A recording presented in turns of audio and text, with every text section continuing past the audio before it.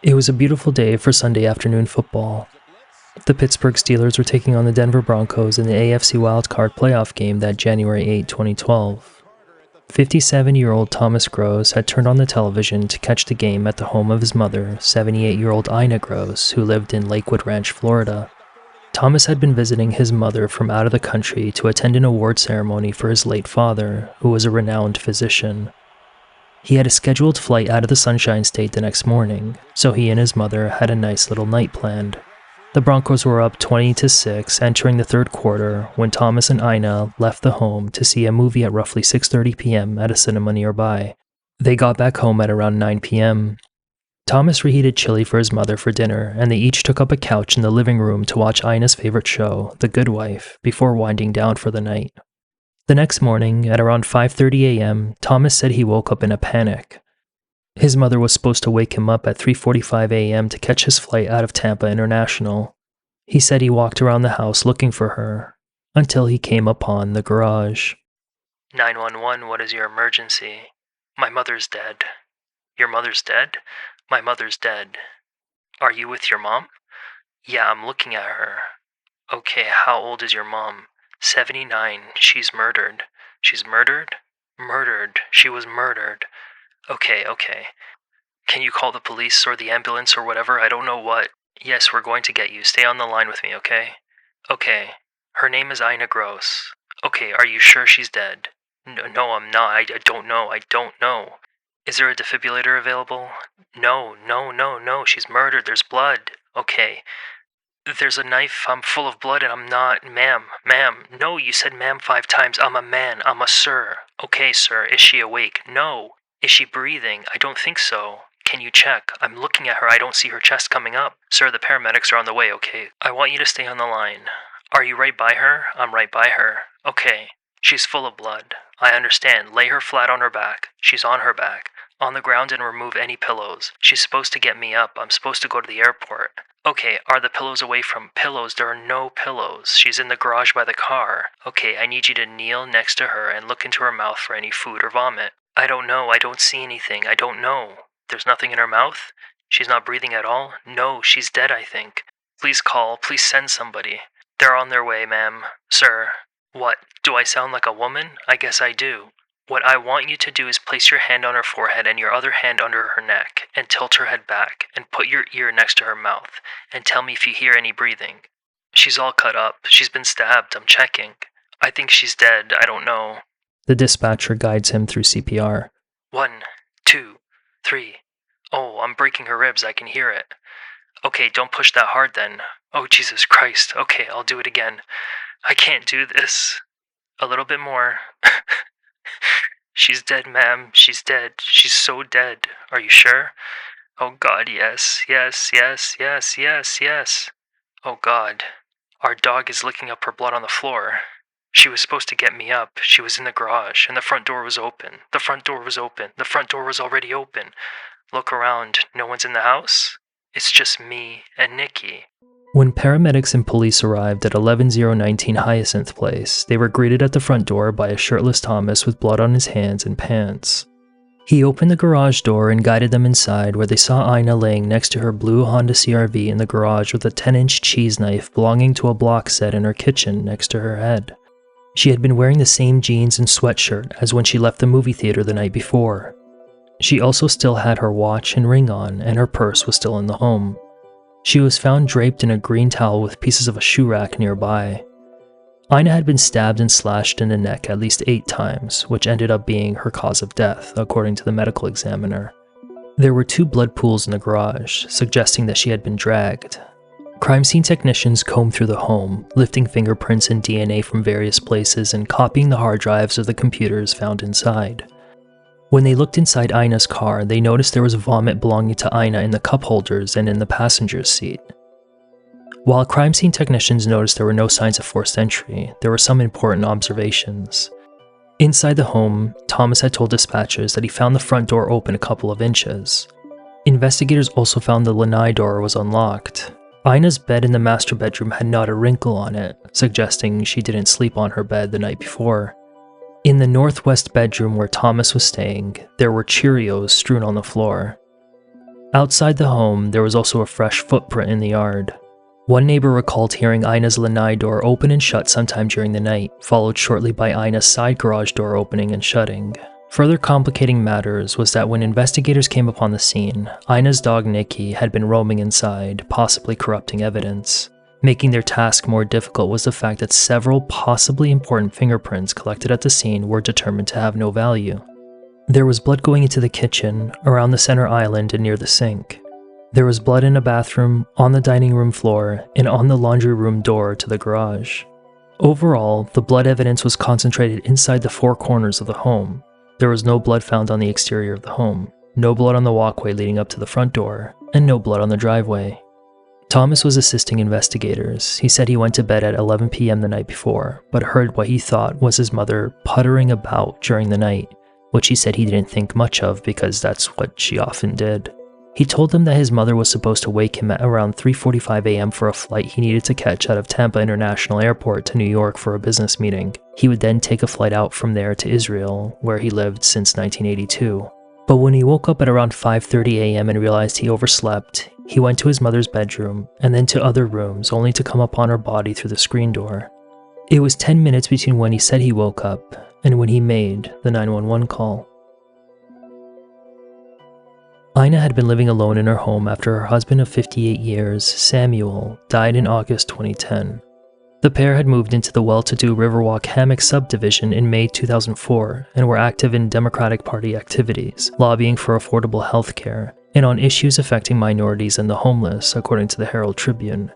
Born in Boston in March 1933, Ina was especially known for her work with the homeless, according to an obituary. She was a volunteer at the Resurrection House, a resource center for the homeless in Sarasota, and was active in organizations including the Women's Resource Center and the ORT, which offers educational programs for under-resourced communities. She had degrees in social work and psychology. She was described as a witty woman who cheered people up, loved animals, and had a strong attachment to her family. But that light was dimmed after her husband's death, which was reported by family friend Mike Mahone to have made her very sad. But things were looking up when her son Thomas and her daughter Ellen were coming to town for a special ceremony for her late husband. Samuel was a recognized physician in the field of pediatric hematology and oncology who ran that division at Rainbow Babies and Children's Hospital in Cleveland for 23 years. He taught at the University of Florida, where he was being celebrated at an event in January 2012. That was the occasion for which Ina's children came to visit her. Thomas flew in from Israel and landed on Thursday, January 5. Ellen didn't have to travel that far, as she was coming in from Lutz, which is a bit north of Tampa. On Saturday night, January 7, Ina had gone out with a friend of hers to see a performance from the violinist Isaac Perlman. Thomas recalled that she had come back very happy, which belied what he told his sister Ellen over the phone on January 5 that he was concerned about her mental health and possible suicidal ideations leading up to Samuel's ceremony. Thomas said seeing her in that upbeat state meant he didn't feel the need to extend his stay in Florida. But the next morning, Sunday, at the dog park where Ina frequented with her dog Nikki, family friend Michael Mahone noticed that Ina had walked by him without saying a word, which was uncharacteristic of her. Thomas hung back and chatted with Michael. That afternoon, Ellen and her husband David met Ina and Thomas at a gelato shop in St. Petersburg for about an hour and a half. During that rendezvous, she noticed her mother was not herself. After they finished their gelatos, Ellen went over to Thomas and offered him a room in her home in Lutz to stay for the night because she lived much closer to the airport from which he was supposed to fly out the morning after. But he declined the offer because he and Ina were planning on going to the movies and having dinner at her place. It would be the last time Ellen would see her mother alive. It was that Sunday night, January 8, 2012, at around 11 p.m. when Christelle, who lived across the street from Ina, escorted her dog Mel outside of the front door toward an oak tree out in the Lakewood Ranch neighborhood. As Mel was sniffing the grass, Christelle couldn't help but notice the sound of a car running in Ina's closed garage. Then, minutes later, she saw the garage door begin to rise with the car still running and a person standing at the entry door to the laundry room, which was directly attached to the garage. She saw that person enter Ina's car from the driver's side. It appeared they were looking for something. The person then went back to the laundry room and pressed a button to start rolling down the garage door, but stopped when they made eye contact with Christelle, who was startled by the event. Christelle then walked Mel back toward her front door, but continued to listen as to what was going on. She heard Ina's garage door completely close, but the car was still running. Thomas had called Ellen's home at 6:30 a.m. the next morning. When Ellen picked up, he asked to speak with David. She told him he was walking their dogs and asked what was going on. That's when he told her that Ina was dead in the garage. His sister and brother-in-law raced to the scene. Thomas gave his recounting of events to police and tried speaking with neighbors, seemingly in a panicked state. Ellen was said to be in a state of shock, disbelief, and devastation when she heard the news of her mother's death. She, her sisters Abby and Sarah, and the oldest of the children, Thomas, were very close with their mother. Early on, investigators were able to eliminate Ellen and Abby as suspects. At this time, Ellen vouched for Thomas's innocence, saying he was very close to Ina and the family. He reportedly even saved Ina's life once on a skiing trip after she suffered a head injury. Because Thomas had a wife and kids in Israel, he was given back his passport in exchange for providing his fingerprints. He flew back a day after Ina's memorial service on January 16. Crime scene technicians were able to collect from the home fingerprints belonging to Ina, Thomas, and a man named Jose Alvarado, who did air conditioning work for Ina. Jose's prints were lifted from the interior side of the garage, which was next to the air conditioning unit. Investigators found that he had last done work on Ina's air conditioning unit in July 2011, roughly 6 months prior to the murder. Investigators spoke with Jose's employer, from which they also obtained records. They went through a list of possible suspects. Ellen told detectives about a homeless man who did computer work at Ina's home on several occasions. It was relayed to detectives that there may have been trouble between the two over his pay. When they found the man in Venice, Florida, he said there was no long-standing tension between the two. Detectives also checked out his alibi that night through witnesses in Sarasota. A Lakewood Ranch security guard also told detectives about a rough-looking, skinny white kid who had been seen walking through the neighborhood a few nights before and who he said he didn't think he saw before. It turned out to be a man who actually lived in the neighborhood. At the same time, investigators were trying to find patterns in similar crimes around the area. In March 2011, 64-year-old nurse Karen Courts was stabbed more than 20 times in her Kensington Park home. There was blood, DNA, and footprints, but no suspect. The patterns were obvious: older women killed via knife in their homes with no forced entry detected. But that's where the similarities ended and the differences started to glaringly appear. Namely that, unlike in Ina's case, Karen's car and other items from the home were stolen. Investigators wouldn't have to wait long before they got a possible break in the case. 15 miles from Ina's home, Lorraine Smith had been sleeping in her Sarasota home at 6324 South Lockwood Ridge Road when she awoke at 3:20 a.m. to rustling at the foot of her bed. It was January 26, 2012, nearly 3 weeks after Ina's murder. Lorraine perhaps thought it was one of her sons who lived with her. So in the pitch dark, she asked who it was and if everything was okay. She heard a voice come through the dark to say that he was sick. Now fully alert, she rolled over to her right side and turned on the bedside lamp and quickly turned her attention toward the front of the bed. She saw a man that she did not recognize kneeling with his hands partially on the base of the bed frame. He was shirtless and had one of her towels around his neck. Meanwhile, Jonathan Smith, one of Lorraine's sons who didn't live with her, had been sleeping on the couch in the den when he heard the commotion. The intruder then got up and started running toward the front door, with Jonathan and his mom giving chase. Jonathan was closest to the man, so he pushed him through the front screen door. The man fell to the ground and appeared to drop something, which Jonathan thought was a knife. The assailant then ran to the Gulf Gate Church, where there was an open field in a wooded area. About an hour later, the man returned, but this time he'd been hanging around the sidewalk and at one point had been hiding in the bushes. Jonathan called the police. When police were canvassing the home, they noticed knives spread out in the kitchen. Jonathan said that he did not see knives laid out like that when he returned home. The intruder, Benjamin Moulton, was arrested at 5:04 a.m. Manatee County detectives on the Ina Gross case probably weren't thinking about Benjamin as a possible suspect in her murder, had it not been for a tip from Benjamin's own sister to the state attorney's office that she thought her brother was involved. She said Benjamin used to live in Ina's neighborhood at some point. This appeared like a golden opportunity not just because the burglary at the Smith residence appeared to have some similarities to Ina's case, but because Benjamin was also a suspect in the murder of 29-year-old sex worker Nicole Scott a month earlier. In December 2011, a motorcyclist came upon the partially clothed body of Nicole in a wooded area of Lakewood Ranch, less than 3 miles from Ina's residence. She had been strangled via ligature. Benjamin acknowledged in a February 14, 2012 interview that he had lived in Ina's neighborhood up to 2011. He was relaxed, spoke about her, acknowledged he knew her, and had seen her walking her dog, said a detective about Benjamin's conversation about Ina. He even said he helped her recover her dog at one point. By contrast, when it came to discussing Nicole's case, Benjamin became withdrawn, put his head down, and was much less forthcoming.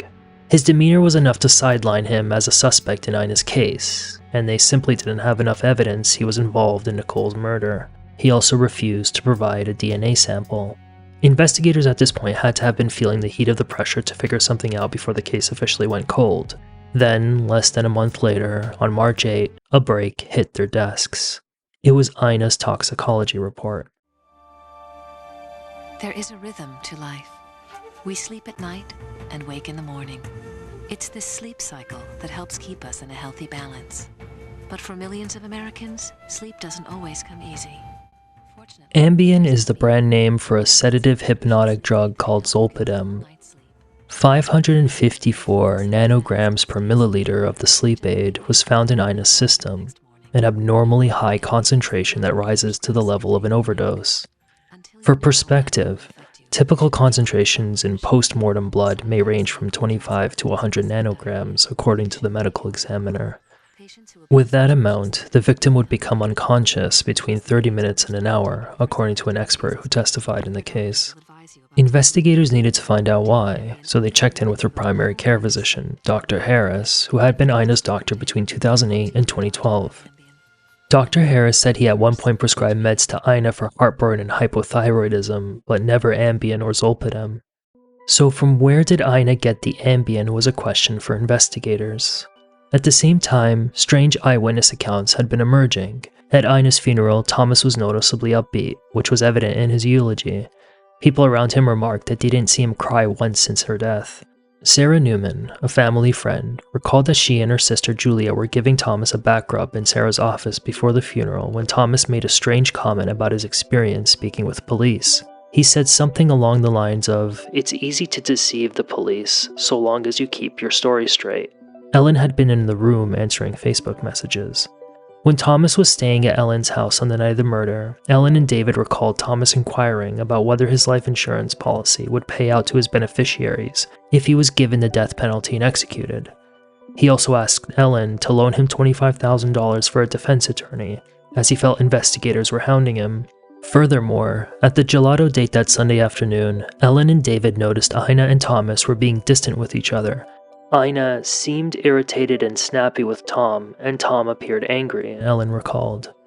Michael Mahone noticed at the dog park earlier that morning that Ina and Thomas were not walking together, suggesting they were in conflict. Investigators themselves noted that Thomas had gone to a neighbor after police arrived on the scene and told her, "Mom's dead, and I didn't do it." Thomas was never cleared of wrongdoing in Ina's death. They just didn't have a case to arrest and hold him.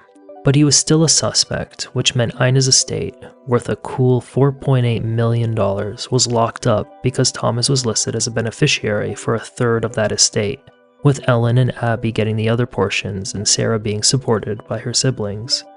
The point is, you cannot be both a murder suspect and the beneficiary of that murder victim's estate. So, Thomas devised to remove himself from the estate and ask that Ellen loan him his share. Ellen agreed, to the tune of roughly $300,000, the value of each of the trust funds set up by their parents for Ellen, Abby, and Thomas. She also gave him additional amounts from Ina's annuity and other investments. It turned out to be a lifeline for Thomas. Literally. It was Ina who selected the movie that Sunday night. She had seen it before and loved it, so she knew Thomas would take an interest in it. Released in 2011, the film Margin Call follows employees at an investment bank for a day during the financial crisis of 2008, whose foundation was in the bad decisions those banks made in the housing market that collapsed. It was an apt choice for a movie to watch because months before its release, Ina loaned Thomas $75,000 in July of that year to take advantage of what he likely sold to her as an improvement in the real estate market. In the late summer and early fall of 2011, Thomas got together with some people to invest in properties in the United States. At last count, he had plowed, you guessed it, over $70,000 in the endeavor. Thomas was a licensed commodities broker for clients from various parts of the world, including in Europe. He had been in the financial services industry for roughly 25 years at that point. But his decades in financial services belied his own problems with money, which consumed his life for years leading up to his mother's murder, according to emails pulled by investigators from the hard drives recovered from the crime scene. When he took that loan from Ina, he had expenses of $10,000 per month, $2,000 of which came from one of his 2 life insurance policies because he had borrowed heavily against it. Without going to any numbers, here are the ugly facts, Thomas wrote in a reason for suicide letter to his wife in the spring of 2010, which was forwarded by Elizabeth to Ellen. I have no more money, and I have no ability to borrow any money. I have known for almost a year when this day was coming, and now it is here. Also, I have a lot of debts. Also, I have lots and lots of life insurance, which means that if I die, then there will be a fair amount of money not only to pay off my debts, but also to give to you, Liz, my wife. A home without a mortgage to give to you, for both you and the children.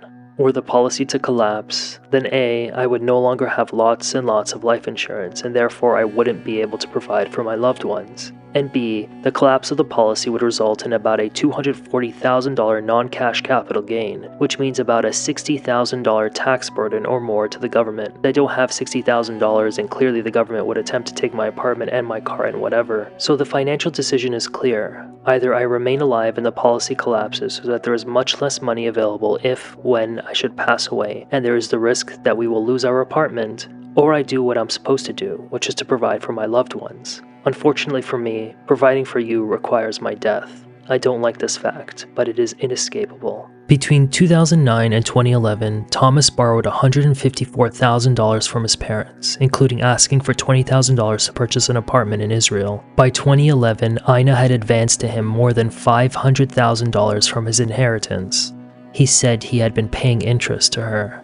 I have a loan out to Tom for $154,000, and that amount will be put against any inheritance he may receive, or he could pay the loan back at any time, Ina wrote in an email to Thomas and Ellen at 5:33 p.m. on January 8, hours before her murder. As you know, Tom's total debt should be calculated against the final distribution of estate monies.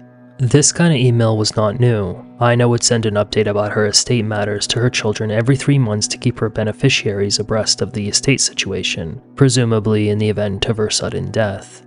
It was the last in a series of emails that showed a progressively more frustrated Ina in her son's dismal financial situation and his constant begging.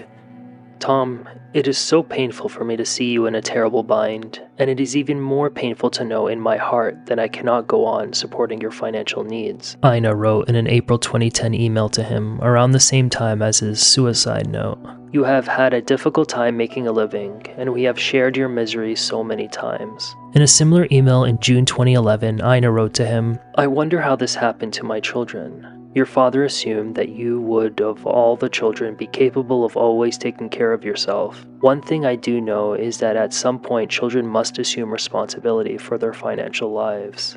Ellen wasn't shielded from the begging either. In a May 3, 2010 email, he had requested that she send him $10,000 because he was facing a lapsed life insurance policy, which meant he wouldn't get anything of it, and the possibility of paying heavy tax on it. Ellen, you can help me by lending me $10,000, he said in the email. The advantage to me is that perhaps you and I could use this time to try to explain to Mom when I see her in late May, early June, that my financial problem can be solved if I can bridge June to December. For this, I need $64,000. Mom has nothing to lose by making a loan, and that's why it's heartbreaking to calculate that she at present is unwilling. I need Mom to help me, but there's no way she'll do it unless we speak face to face, and I run out of funds before I see her. He said he had 3 weeks before such a catastrophe would befall him.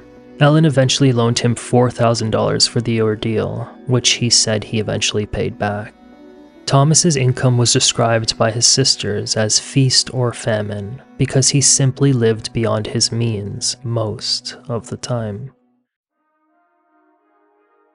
Thomas's accounts of what happened on the night of Ina's murder didn't match the facts on the ground, according to investigators.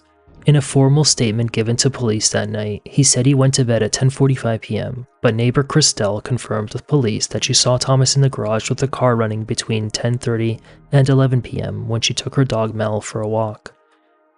He denied to police that he took a shower, but evidence was found that the shower floor was wet in the room he was staying in. He later said he used a shower head to pour cold water on his head to wake him up. He said he had been sleeping between 10:45 p.m. and 5:30 a.m., but evidence showed that his laptop had been accessed between 2:42 a.m. and 2:45 a.m. He also never discussed the Ambien with detectives, but later admitted that he gave Ina 30 pills of the drug the previous Thursday because she said she wanted to ensure she got some sleep. In Thomas's accounts of what happened on the night of Ina's murder, he couldn't take his own advice and keep his story straight. His excuse for the inconsistencies was that he was traumatized by the ordeal and felt that detectives were breathing down his neck. In 2014, prosecutors charged Thomas with the murder of Ina Gross.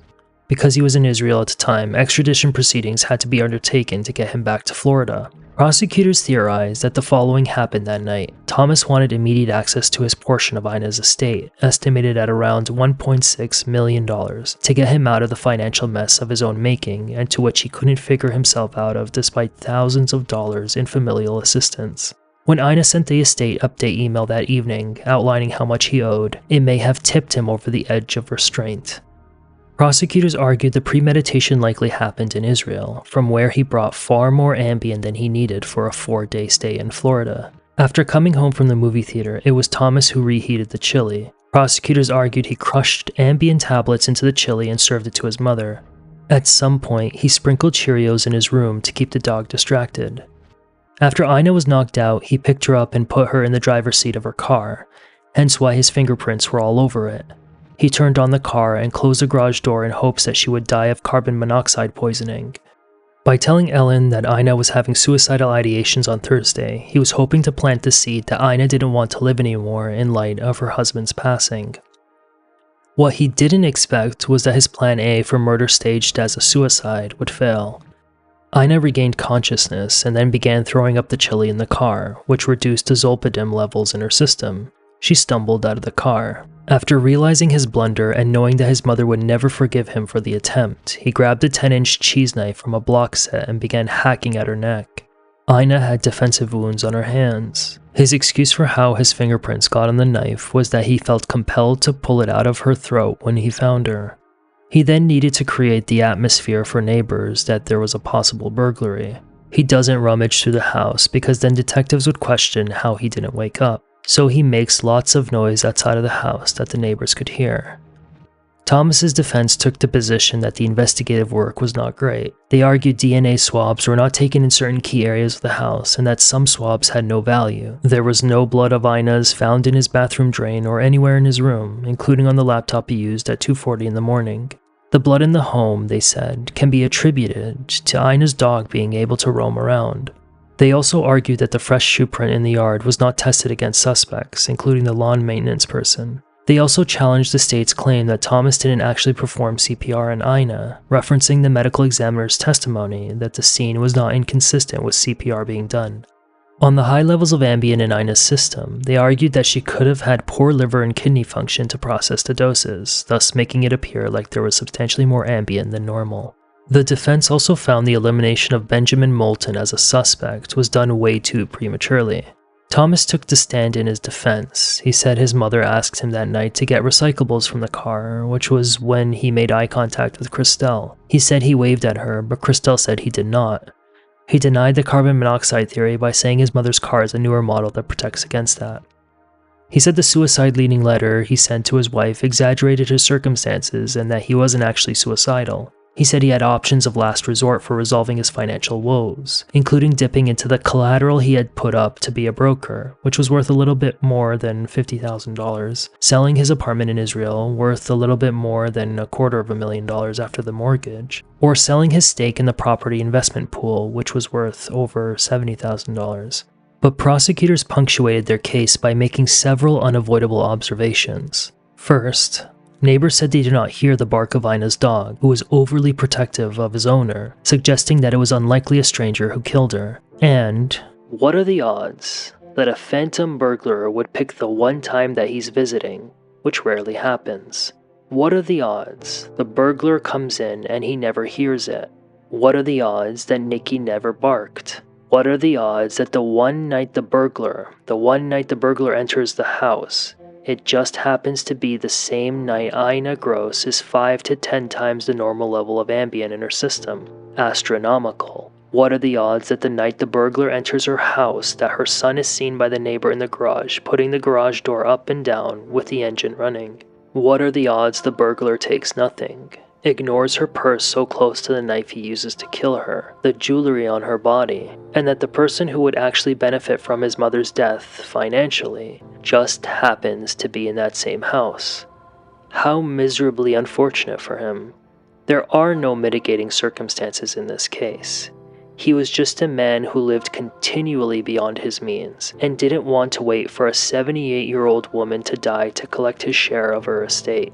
Thomas was found guilty of the first-degree murder of his mother in May 2022. He was sentenced to life without parole.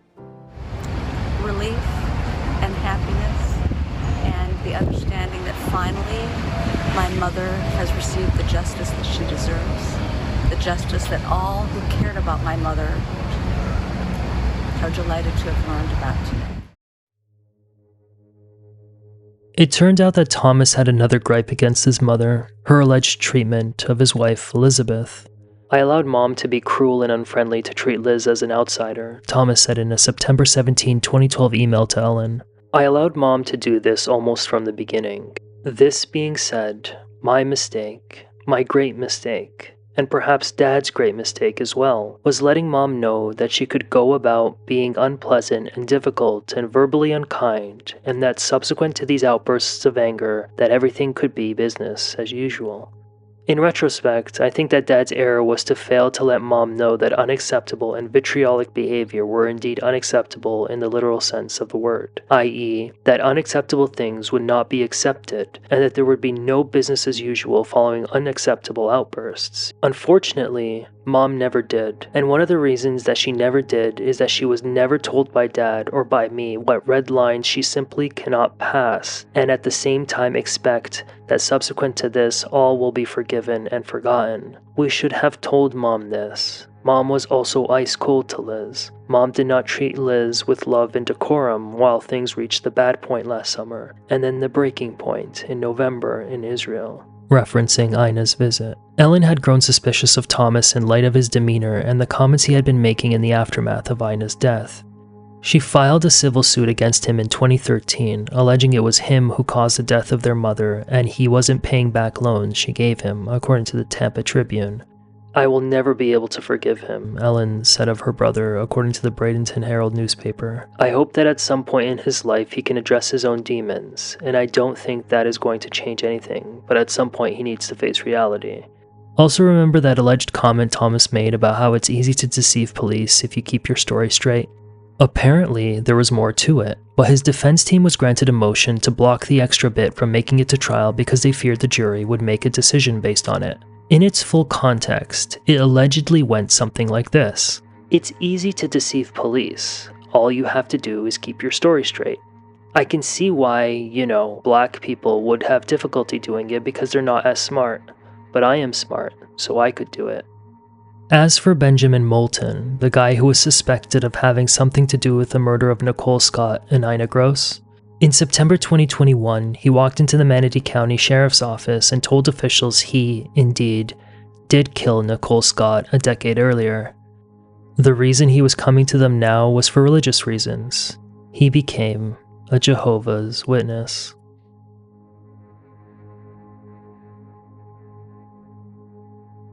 Thank you so much for taking the time out of your day to listen to me narrate this story, which was based largely on the primary sources with assistance from the secondary sources. Thanks to the local reporters who bring light to these stories, and to you guys for engaging in the subject matter. I hope you all are well, you are engaging in acts of charity, and please don't be Thomas Gross. Goodbye.